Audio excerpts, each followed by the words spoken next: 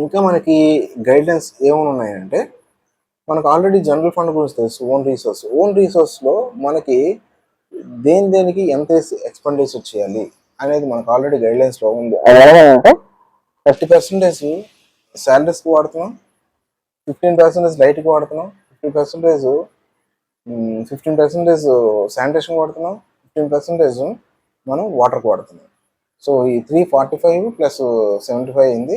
ఇంకో 5% మిసీలినియస్, 10% sector components, ఇంకో 10% రోడ్స్కి మనం వాడుతున్నాం. టోటల్గా 100% వరకు జనరల్ ఫండ్ని ఈ కాంపోనెంట్స్కి మాత్రం వాడాలి. ఆ కాంపోనెంట్స్కి ఆ పర్సంటేజ్లో మాత్రం వాడే విధంగా మనం ప్లాన్ చేసుకోవాలి. సో అది మోస్ట్ ఇంపార్టెంట్ థింగ్స్. ఇంకా ప్లాన్స్లో మనం మెయింటెనెన్స్కి ఏం వేస్తున్నాం, ఆపరేషన్స్కి ఏం వేస్తున్నాం కూడా కొద్దిగా ప్లాన్ చేసుకోవాలి.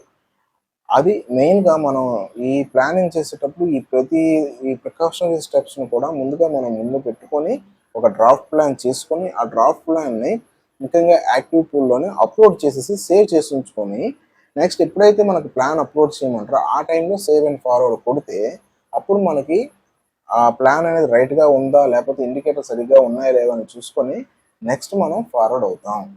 సో ఆ విధంగా మనం ప్లాన్ అనేది చేసుకుంటూ పోవాలి. ఓకేనా?